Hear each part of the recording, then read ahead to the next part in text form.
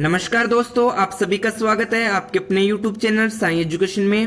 Friends, आज अपने reverse का पार्ट कंटिन्यू लेके चल रहे हैं। एंड कल मैंने पार्ट फर्स्ट कराया था रिवर्स का, जिसमें मैंने उसमें बताया था कि किस रिवर्स पे कितने डैम्स हैं एंड कौन सी नदी पे कौन सा शेर बसा हुआ है। तो ये दो टॉपिक मैंने कल एक पार्ट में करवाए थे। आई होप आपने वीडियो देखी होगी, आपको अच्छी भी लगी होगी एंड आपने सब्सक्राइब भी किया होगा। ठीक है, यदि नहीं किया तो प्लीज सब्सक्राइब कर दें। एंड आज मैं सेकंड पार्ट पे चल रहा हूँ। सेकंड पार्ट में अपने रिवर्स का एंडिंग एंड स्टार्टिंग पॉइंट लेके चलेंगे, कहाँ से रिवर्स स्टार्टिंग होती है और कहाँ पे उसका एंड होता है। ठीक है, तो ये भी इंपॉर्टेंट है। एंड कल मैंने आपको बताया था कि हर रिवर से 5 फैक्ट इंपॉर्टेंट होते हैं। ठीक है, एक तो कौन से राज्य में कौन सी रिवर लोकेटेड है। ठीक है, एक किस नदी पे कितने डैम्स हैं एंड थर्ड पॉइंट बताया था मैंने भी किस नदी पे कितने शहर बसे हुए हैं। एंड एक पॉइंट बताया था मैंने नदियों का स्टार्टिंग पॉइंट कहाँ पे है एंड एंडिंग पॉइंट कहाँ पे है। तो ये 5 फैक्ट आपको पता होना चाहिए। ठीक है, एंड 2 फैक्ट मैंने कल आपको बता दिए थे एंड आज 2 फैक्ट बताने जा रहा हूँ इस वीडियो में।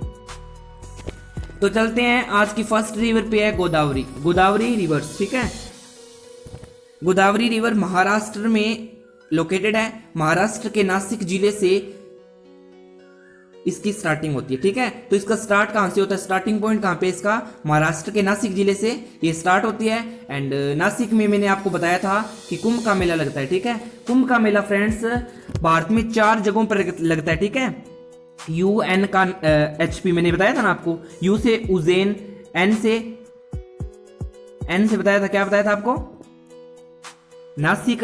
एंड UN का HP, H से बताया था मैंने आपको हरिद्वार बताया था। एंड HP से बताया था मैंने आपको प्रयागराज। तो ये चारों राज्यों शहरों में कुंभ का मेला लगता है। तो ये चारों आपको याद रखना है। मैंने आपको ट्रिक बताई थी, UN का HP, U से उज्जैन, N से नासिक, H से हैदराबाद, P से प्रयागराज। तो ये चारों आपको शहर याद रखने जहाँ पे कुंभ का मेला लगता है। एंड गोदावरी नदी का स्टार्टिंग पॉइंट है महाराष्ट्र के नासिक जिले से।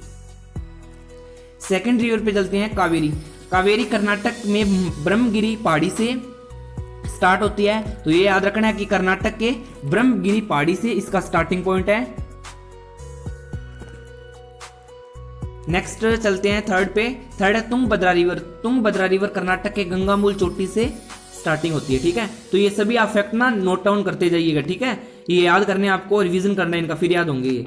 एंड 4 चलते हैं पेनार रिवर कर्नाटक की नंदीदुर्ग पहाड़ी से निकलती है। तो ये तीनों नदियां कावेरी, तुंगभद्रा और पेनार कर्नाटक से निकलती है, बट अलग अलग स्थानों से निकलती है। कावेरी कर्नाटक में ब्रह्मगिरी पहाड़ी से निकलती है एंड तुंगभद्रा नदी कर्नाटक के गंगामूल चोटी से निकलती है एंड पेनार रिवर कर्नाटक की नंदीदुर्ग पहाड़ी से निकलती है। नेक्स्ट चलते हैं 5 पे, दक्षिण टोस रिवर तमसा कुंड जलाशय से निकलती है। तो दक्षिण टोस कहां से निकलती है, तमसा कुंड जलाशय से। नेक्स्ट चलते हैं पेरियार नदी कहां से निकलती है, पेरियार झील से निकलती है। तो ये केरल से निकलती है, केरल में पेरियार झील एंड पेरियार नदी है। स्टार्टिंग पॉइंट यहीं से होता है इसका। एंड 7th है उमियम रिवर, मेघालय की उमियम झील से निकलती है। तो मेघालय में लोकेटेड है एंड उमियम झील से इसका स्टार्टिंग पॉइंट होता है। नेक्स्ट चलते हैं, इसमें फ्रेंड्स आपको पता लग रहा है कि कौन सी रिवर किस राज्य में लोकेटेड है। फ्रेंड्स, तमिलनाडु के वेगाई रिवर तमिलनाडु के मदुरै जिले से निकलती है। तो वेगाई रिवर कहां से निकलती है, तमिलनाडु के मदुरै शहर से निकलती है। नेक्स्ट चलते हैं ताप्ती रिवर मध्य प्रदेश के बैतूल जिले से निकलती है। तो मध्य प्रदेश के बैतूल जिले से कौन सी निकलती है, ताप्ती रिवर। नेक्स्ट चलते हैं महानदी। तो महानदी छत्तीसगढ़ के रायपुर जिले में सिहावा शहर से निकलती है। तो छत्तीसगढ़ के रायपुर जिले में सिहावा नामक स्थान है, वहां से महानदी का उद्गम स्थल है। एंड नेक्स्ट चलते हैं शिप्रा नदी। तो शिप्रा नदी इंदौर जिले की कांकरी वर्डी पहाड़ी से निकलती है। इंपॉर्टेंट है शिप्रा नदी। तो शिप्रा नदी इंदौर जिले की कांकरी वर्डी पहाड़ी से निकलती है। फ्रेंड्स, मैंने जो भी पॉइंट आपको करवा रहा हूं ना या पीछे करवाए हैं, वो एक पॉइंट इंपॉर्टेंट है। इनसे सीधे फैक्ट पूछे जाते हैं कि शिप्रा नदी का उद्गम स्थल कहां से है। तो इंदौर जिले के कांकरी वर्डी पहाड़ी से है। नेक्स्ट रिवर चलते हैं माही। माही मध्य प्रदेश के धार जिले से महन झील से निकलती है, ठीक है, धार जिले की महन झील से निकलती है। तो मध्य प्रदेश में एक धार जिला है जहां से यह नदी निकलती है। फ्रेंड्स मैंने आपको ट्रिक बताई थी, समानता ट्रिक बताई थी। समानता में 4 नदी हैं फ्रेंड्स, वो पश्चिम की ओर बहती है, ठीक है। तो पश्चिम की ओर बहने वाली नदियां 4 है समानता, स से साबरमती, मां से माही, न से नर्मदा, ता से ताप्ती। ये चारों नदियां पश्चिम की ओर बहती है। तो इसका ट्रिक है समानता, बेसिकली अपने घर पे यूज करते हैं समानता। तो स से साबरमती, मां से माही, न से नर्मदा, ता से ताप्ती। तो समानता से है पश्चिम की ओर बहने वाली नदियां, समानता से याद रखना आपको, ठीक है। एंड नेक्स्ट चलते हैं लूनी नदी। लूनी नदी अजमेर के नागपाट से निकलती है। अजमेर के नागपाट से लूनी नदी का उद्गम स्थल है। एंड नेक्स्ट चलते हैं घाघरा नदी। घाघरा नेपाल से निकलती है। मप सातुंग हिमानी पर्वत से निकलती है, ठीक है, हिमानी से निकलती है। नेपाल से मप सातुंग हिमानी से निकलती है घाघरा नदी। एंड नेक्स्ट चलते हैं गंडक। गंडक नेपाल से निकलती है, नेपाल में स्थित है गंडक नदी, तो ये भी आपको पता होना चाहिए। नेक्स्ट है कोसी नदी। कोसी नदी गोसाई थान के उत्तर से निकलती है, ठीक है, गोसाई थान से उत्तर से निकलती है कोसी नदी, ठीक है। बिहार का शोक कोसी नदी को कहते हैं। तो बिहार के गोसाई थान के उत्तर से ये कोसी नदी निकलती है। नेक्स्ट चलते हैं सोन नदी। सोन नदी और नर्मदा नदी दोनों ही अमरकंटक की पहाड़ी से निकलती है, ठीक है। तो सोन नदी अमरकंटक की पहाड़ी से निकलती है। एंड नेक्स्ट चलते हैं ब्रह्मपुत्र नदी। ब्रह्मपुत्र नदी तिब्बत में मानसरोवर झील से निकलती है।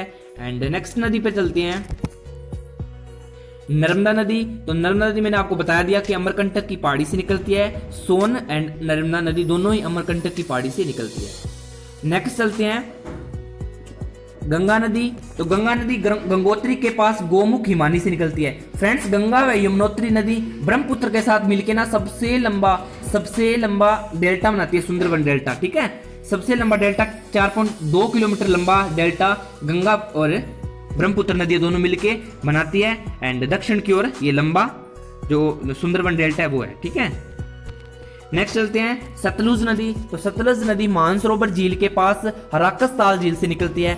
तो राकसताल झील से निकलती है, मानसरोवर झील के पास है राकसताल झील, वहां से ये निकलती है। फ्रेंड्स आपको एक ट्रिक बता रहा हूं मैं, जिस झील के पीछे ताल हो, 90% बता रहा हूं मैं बेसिकली, ठीक है, 90% जिस झीलों के पीछे ताल हो वो उत्तराखंड की झील होती है, ठीक है। एंड जिसके पीछे नाग हो वो जम्मू कश्मीर की झील होती है। जैसे शेषनाग, वेरीनाग ऐसी झील हो ना, तो वो जम्मू कश्मीर की झीलें होती हैं। जैसे राकसताल झील, खुरपाताल झील, ताल हो वो उत्तराखंड की झीलें हैं। तो ये बेसिकली थोड़ी ट्रिक थी जो मैंने आपको दे दी।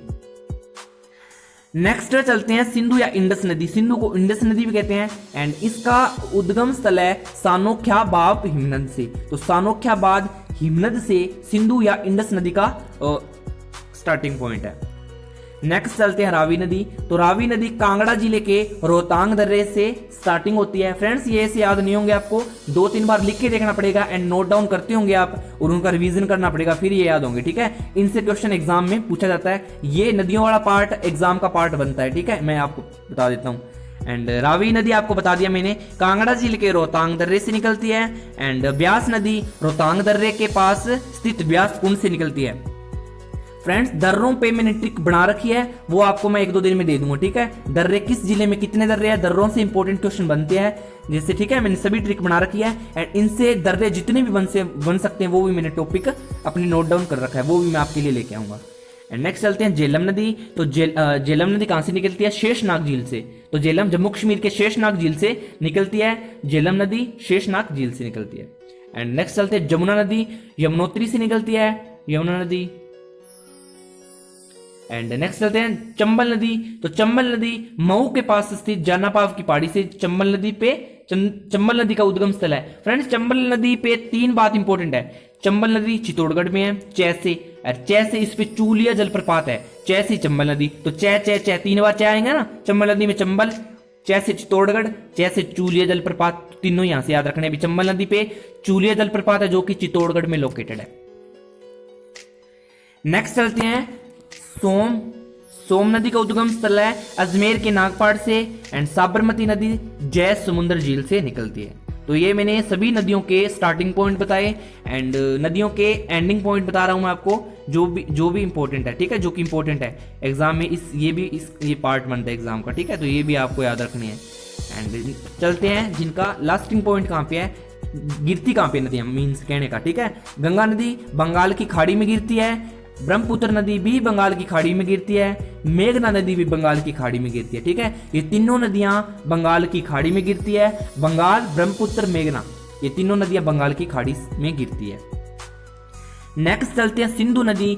सिंधु नदी अरब सागर में गिरती है, पेरियार नदी भी अरब सागर में गिरती है, बेगई नदी भी अरब सागर में गिरती है, शारावती नदी भी अरब सागर में गिरती है, काली नदी भी अरब सागर में गिरती है और मांडोवी नदी भी अरब सागर में मिलती है। मांडोवी से याद आता होगा आपको पणजी, गोवा की राजधानी पणजी है, वो मांडोवी नदी के किनारे बसा हुआ है, ठीक है। तो मांडोवी नदी भी अरब सागर में गिरती है, जुआरी नदी भी अरब सागर में गिरती है, ताप्ती नदी भी अरब सागर में गिरती है एंड नर्मदा नदी भी अरब सागर में नहीं गिरती है, अरब सागर में गिरती है, सॉरी। गोदावरी नदी बंगाल की खाड़ी में गिरती है, कृष्णा नदी बंगाल की खाड़ी में गिरती है, महानदी बंगाल की खाड़ी में गिरती है, ब्राह्मी और बेतसी नदी भी बंगाल की खाड़ी में गिरती है और कावेरी नदी भी बंगाल की खाड़ी में गिरती है और बमसाधारा नदी भी बंगाल की खाड़ी में गिरती है। एंड साबरमती नदी चिनाब नदी में मिलती है जाके, एंड रावी नदी चिनाब नदी में मिलती है, एंड ब्यास नदी हरिकेश समीप सतलज नदी में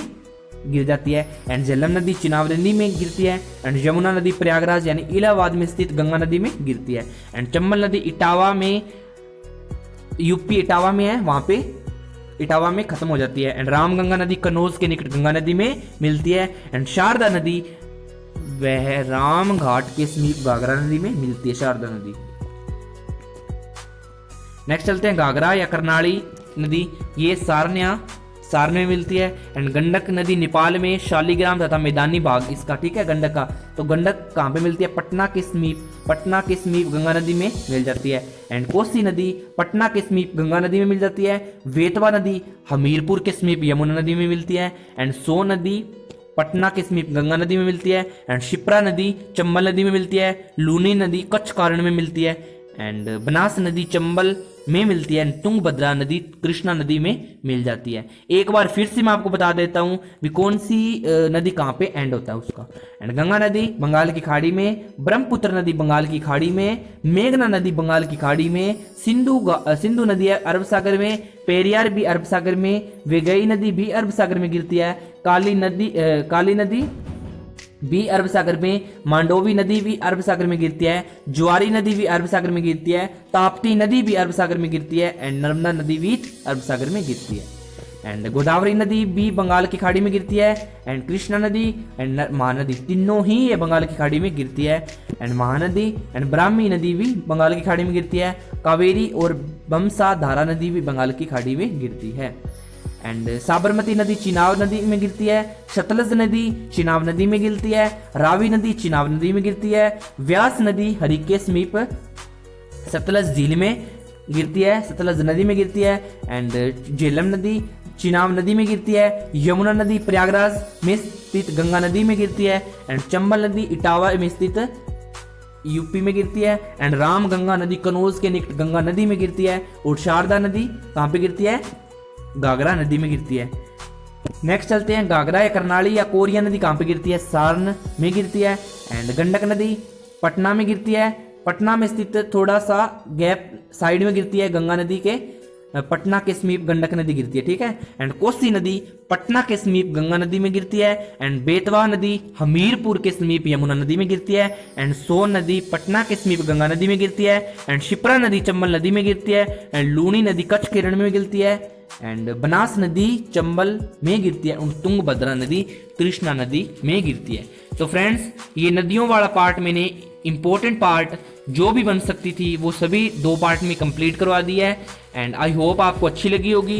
एंड ये 5 फैक्ट नदियों से आपको याद रखना है, एक्स्ट्रा आपको याद नहीं रखना है, स्मार्ट वर्क किया करो, एग्जाम में इसी पॉइंट से क्वेश्चन बनते हैं।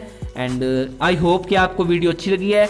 यदि वीडियो अच्छी लगी तो प्लीज़ लाइक करना, सब्सक्राइब करना चैनल को, एंड शेयर करना अपने फ्रेंड सर्किल में, ताकि अपने सब्सक्राइबर इंक्रीज हो एंड जल्दी से जल्दी आपके लिए साइंस में लेके आऊँ। And thanks a lot watching my video, love you to all friends. Next मिलते हैं करंट अफेयर्स के साथ 3 बजे। बाय बाय।